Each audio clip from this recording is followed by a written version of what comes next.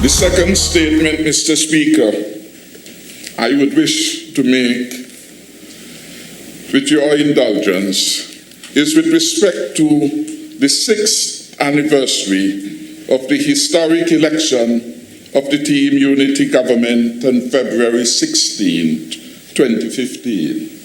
Of course, in the context of the COVID-19 realities, we have contained the kind of celebrations that would normally be accorded on these anniversaries.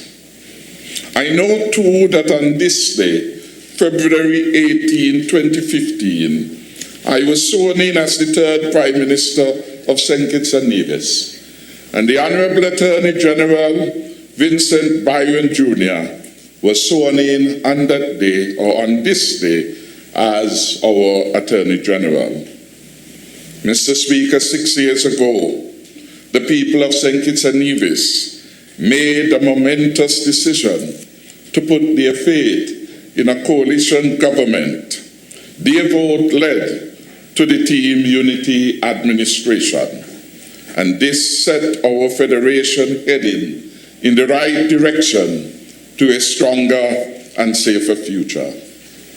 Tired as we all were of an old Douglas administration which had failed our nation, the people of St. Kitts and Nevis, after 20 years, elected a coalition government that pledged to put the nation's people, their hopes and aspirations for a better future ahead of party politics.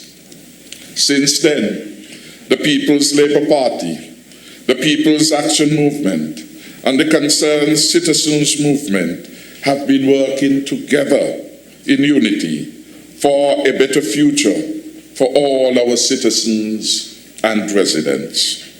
We have accomplished a lot.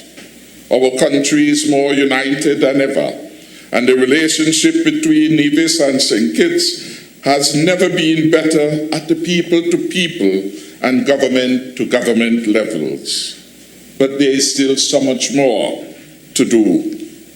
Today we have safer streets, so people can walk without fear. We have bigger and better homes to live in. We are working together in unity, and with the people of our federation, we are delivering on our promise of working to deliver this safer and stronger future.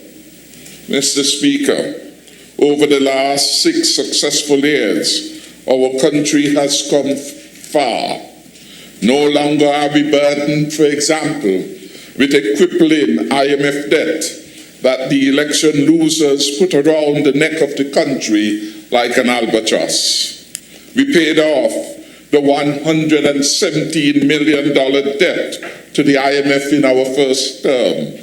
Indeed, because of our sound fiscal management, we have been able to weather the COVID-19 storm so far. We have done so without borrowing 1 cent to date, and we have paid our commitments to nearly 10,000 government employees, including those on the STEP program, and of course our pensioners. Everyone has been paid on the assigned date. This Team Unity government has put job creation at the center of our governance and recovery efforts. Government's investment in new infrastructure projects and the TechVac programs, and in supporting our people and local businesses, meant that at this time last year, more people were working in St. Kitts and Nevis than ever before. Mr. Speaker, it is our philosophy that when people work, they gain, among other things, financial freedom, and they can support their families, helping our economy to flourish. I make no apologies when I say this government has and will always put people first by working for them and with them to deliver a future of which we can all be proud. Prior to COVID-19, Levels of employment had reached record heights under our government. We have also been working with the people and the security personnel, and we have seen major crimes plummet to an all-time low. Thanks to our intelligence-led policing and our peace initiative, we have seen significant reduction in violent crimes in our federation. In 2020, homicides fell to its lowest level since 2005. Our build-out of our Explorers Club is helping our young people to say no to drugs, to crime, and social deviant behaviors early in their formative years. Parents, of course, can send their children to school in the knowledge that they will be safe and not be caught in the crossfire of gang violence that once plagued our federation.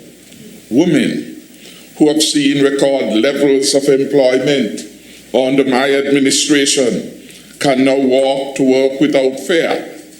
This is another promise that we, as a successful unity government, are proud to have delivered on. In 6 successful years, we have invested a significant amount of funds in infrastructure, creating even more jobs and better homes for the people of St. Kitts and Nevis. Public and private investment projects mean that more people have had access to a safe, modern home where they can raise their family. For the financial years 2019 and 2020, our capital budget stood at over 190 million, the highest on record. We expanded cruise tourism and brought more people to our shores who spent more money supporting our local businesses and helping to provide a better life for so many vendors.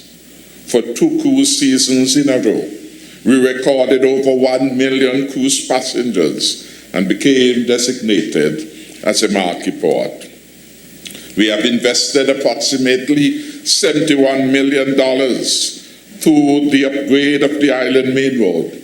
This means businesses can transport their goods more easily across our federation, and people no longer have to worry about the damage that will be done to their vehicles when traveling to work or to any other purpose. We improved the road safety features for the benefit of the pedestrians in carefully built sidewalks and pedestrian crossings. We have installed traffic lights for better traffic control and management. And speaking of this, a new phase of this build-out is currently on the way. Mr. Speaker, there is no question that by working with the people and for the people, my government is taking St. Kitts and Nevis in the right direction. Since 2015, we truly have had 6 successful years marked by economic growth, surplus after surplus on fiscal accounts, until, of course, COVID-19, with a vengeance, penetrated all our borders. Just when our nation's prospects look bright, Mr. Speaker, 2020 saw the emergence of the deadly COVID-19 virus. Had it not been for the prudent fiscal policies that we pursued in our first 5 years, or the early preparations made by the health team, we would not have been able to contain this virus in the successful manner well known now, and I previously outlined in my statement in that specific matter. By working with the people of this federation, in our all of society approach, we have been able to preserve most jobs, at least in the public sector. None has lost their job as a result of COVID-19. We continue to support the vulnerable through a variety of programs, Indeed, in the last budget debate, I outlined that we had budgeted over $40 million across a range of social safety nets, including the PAP program, to help the vulnerable in our midst. We have restricted the spread of the virus, which has claimed so many lives around the world. Here in St. Kitts and Nevis, it bears repeating, and it is a cause not just for national celebration, but more importantly for giving thanks. And that is one of the reasons that prompted our National Day of Prayer. For God in His goodness has been so very good to us in the face of this pandemic. 0 COVID-19 related deaths so far. No major hospitalization. For this, of course, we continue to give God thanks. Mr. Speaker, it was less than 1 year ago when I addressed the nation and outlined Team Unity's long-term plan to get our nation through this crisis by 1, protecting the health and lives of all Kittitians and Nivisians, our Life First strategy at work. 2, preserving our economy from the global impacts, particularly on the tourism sector. And thirdly, preparing St. Kitts and Nevis to bounce back even stronger after the crisis passes. With gratitude to our healthcare professionals and other frontline workers, we have worked tirelessly around the clock to protect our citizens and residents. We remain one of the few countries around the world to have successfully flattened the curve and is considered internationally as very low risk. As a result, the vulnerable are being protected. Most jobs have been protected. And we, our small federation, have been able to emerge as one of the leading countries in the fight against COVID-19. What are the prospects, Mr. Speaker? This Team Unity government remains committed to building on the successes of the past 6 years to keep St. Kitts and Nevis heading in the right direction to a stronger and safer future. This, of course, will always be our priority.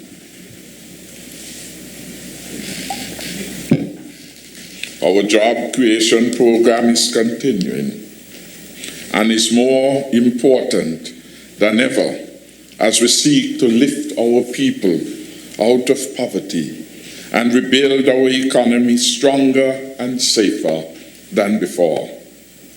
In spite of the COVID-19 pandemic, we are committed to creating more opportunities for all, especially our young people, to ensure that they can reach their full potential. The vast majority of our hotels have reopened, and while occupancy is still at a very modest level, we expect to see more visitors to our shores as vaccines are rolled out in our main tourism markets.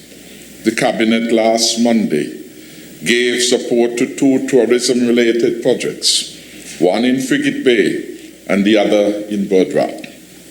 We expect construction to begin during the first half of the year, and these projects providing jobs and incomes for more of our citizens and residents.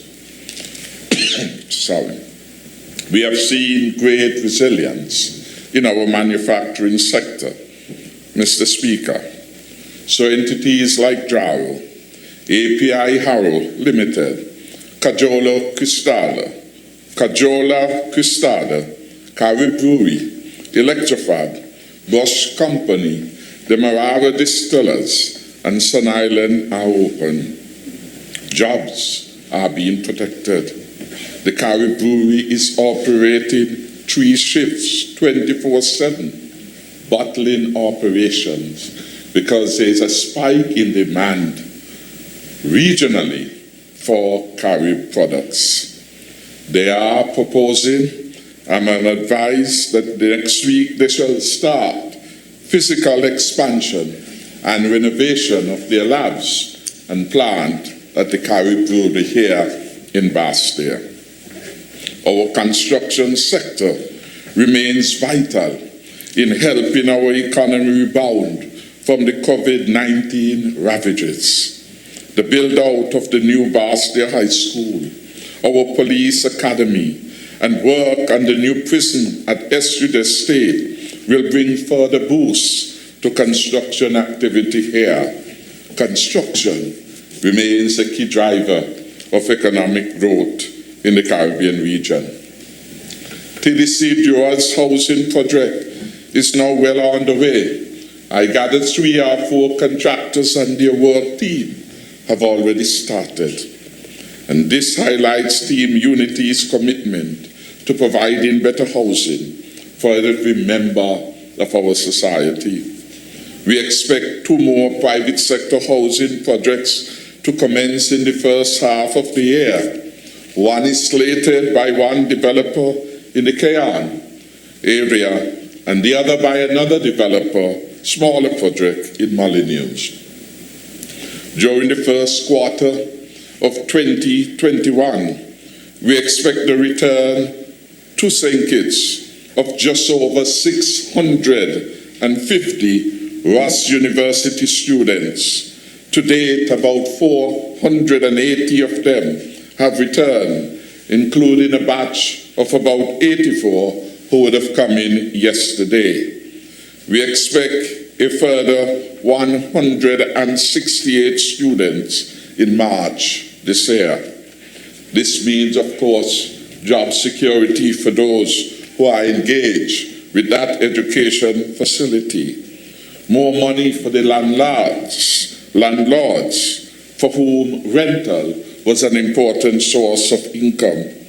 Increased patronage for our restaurants and hotels, the security service, car rental agencies, and we could name them one by one in terms of the multiplier effect taking place from the return of a significant number of students here. There is so much more to look forward in our nation as Team Unity continues to deliver to our people. In conclusion, Mr. Speaker, as a result of my government's actions and successes over the past 6 successful years, our federation is heading in the right direction.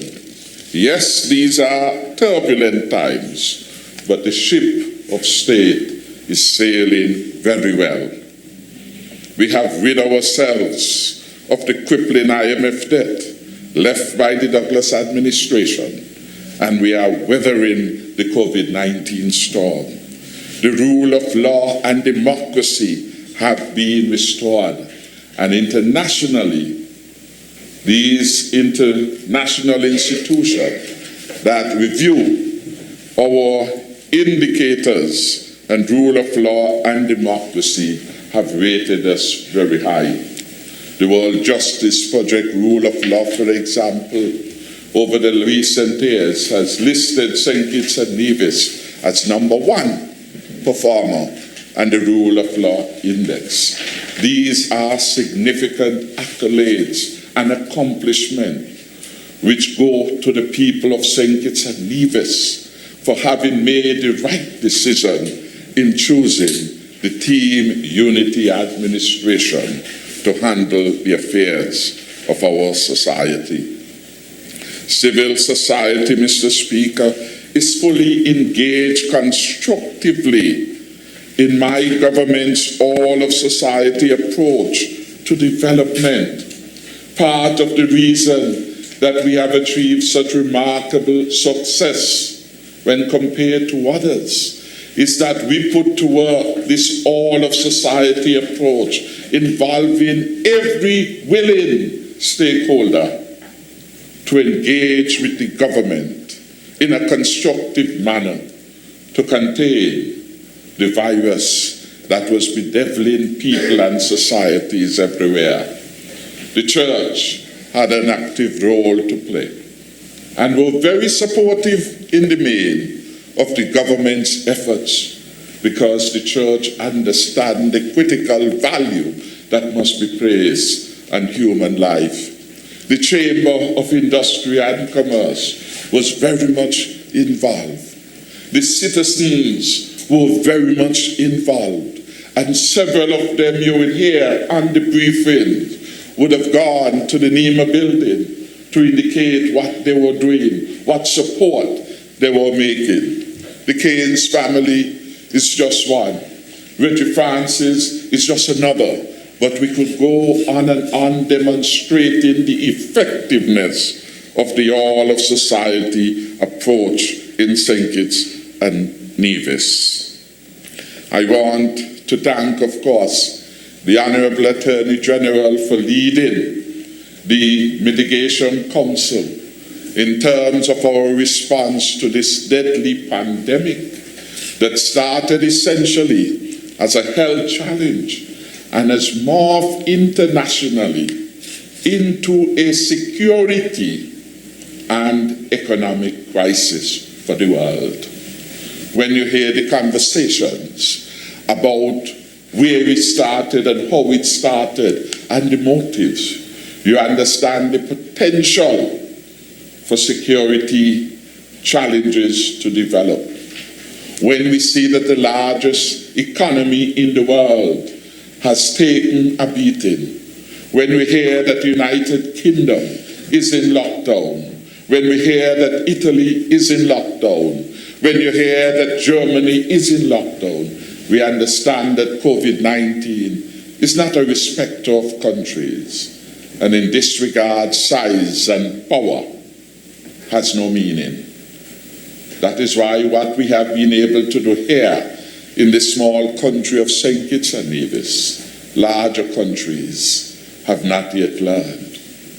We opened our schools long before that feat had been accomplished in the United Kingdom and elsewhere. We put 10,000 students across early childhood, primary education sector, secondary school, and our CFBC college and tertiary institution back into a normalized setting of providing quality education. In New York and elsewhere, they're still struggling. The COVID-19 is not a respecter. And all we have in this fight still remain is ourselves. To do ourselves. That is why leadership matters. And that is why with God on our side, we have been able as a small country to lead so many in the right way. When we started on this fight, so many doubting Thomases attempting to create misinformation and confusion. The spirit of the devil, you could have felt it. We want to thank God for the intervention of the church and the prayer warriors everywhere on behalf of this country, that we have been able in a very controlled manner, without a lot of fanfare, to restore normalcy to our country. Bit by bit, step by step, learning from the examples elsewhere, the situation elsewhere, learning most importantly from the science, and as it were, adapting everything to our own local knowledge. We have been able now to emerge globally as a well-managed state. So I want to thank all of our people of St. Kitts and Nevis for the confidence they gave in the administration that I led. Electing us first against incredible odds on the 16th of February 2015 and restoring their confidence for a second time when the elections were held in June of 2020.